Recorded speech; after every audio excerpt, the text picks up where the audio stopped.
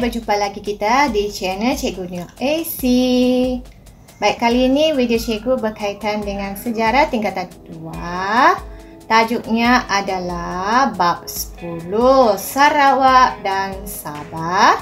Di dalam bab 10 ada 4 subbab.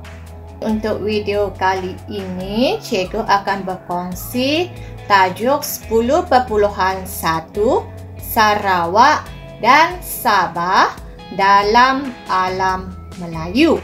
Sebagai pengenalan, kita akan tengok kedudukan Sarawak, di mana Sarawak ini terletak di barat daya Pulau Borneo. Baik, ini adalah sebahagian daripada Pulau Borneo, di mana ini adalah kedudukan Sarawak yang berada di barat daya Pulau Borneo. Yang kedua, kita akan tengok kedudukan Sabah. Sabah terletak di utara Pulau Borneo. Jadi ini adalah Sabah yang terletak di utara Pulau Borneo.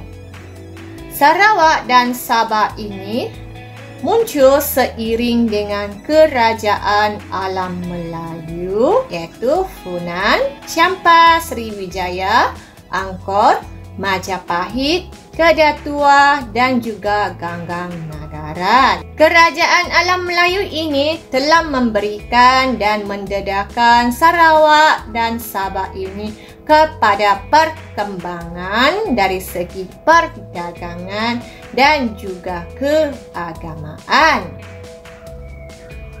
Mari kita tengok hubungan Sarawak dan Sabah dalam alam Melayu. Sebelum Masihi, penduduk di pesisir Sarawak dan juga Sabah telah berhubung dengan kerajaan alam Melayu dan juga dunia luar.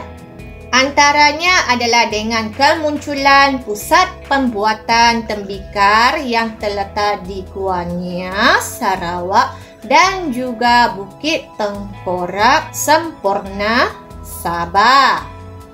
Ini secara tidak langsung menunjukkan penduduk di Bukit Tengkorak telah menjalankan perdagangan di luar Sabah.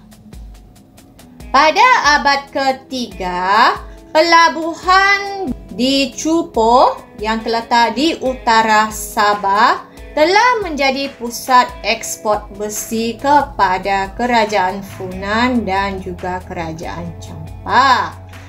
Kemudian, pada abad ke-7, kerajaan Santubong yang terletak di lembah Sungai Sarawak, di mana ini dibuktikan dengan penemuan barangan tembikar dari dinasti Tang dan juga dinasti Song. Pelabuhan Santubong membekalkan kapu barus, kayu lakar. Baik, ini adalah kayu lakar. Kemudian selain daripada kayu lakar, terdapat juga lilin lebah dan juga kulit penyu. Pada abad ke-13, kerajaan Santubong mempunyai industri peleburan biji besi.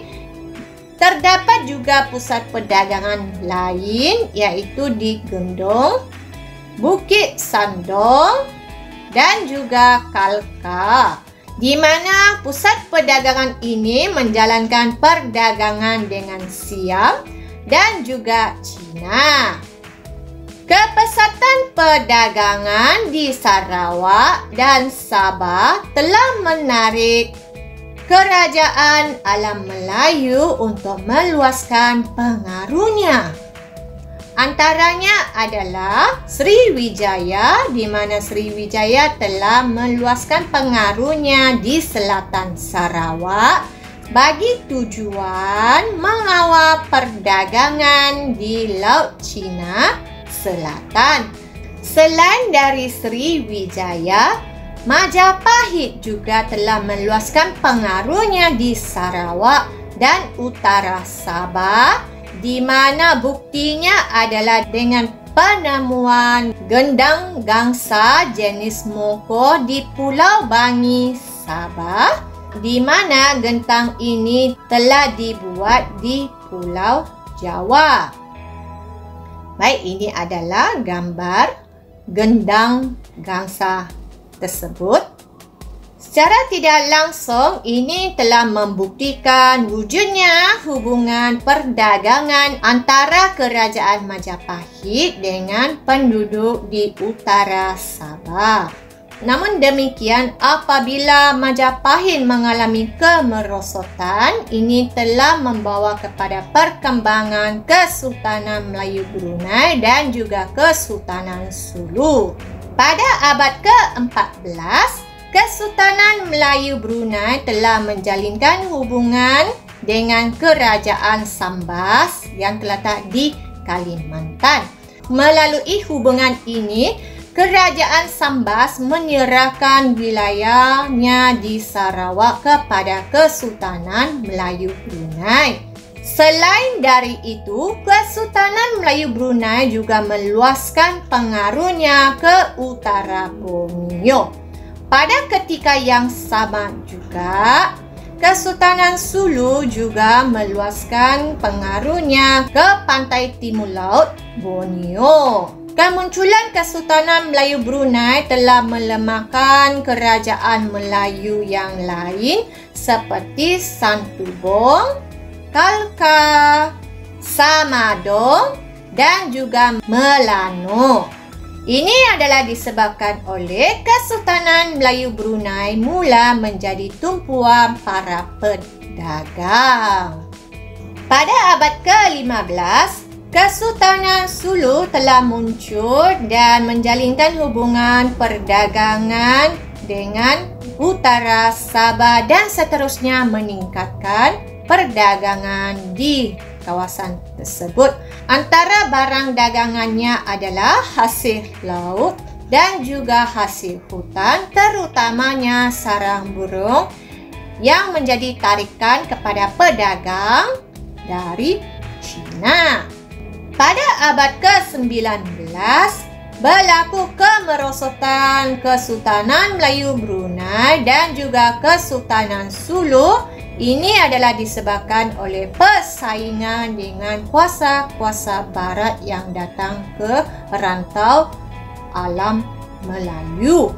Seterusnya kita akan tengok pengaruh agama, iaitu agama Hindu, agama Buddha dan juga agama Islam, di mana agama-agama ini telah dibawa oleh Kerajaan Alam Melayu. Antara buktinya adalah dengan penemuan tinggalan objek-objek yang diperbuat daripada emas yang mempunyai kaitan dengan agama Buddha di Santubong. Baik, ini adalah gambarnya di mana objek-objek ini ditemui di Santubong.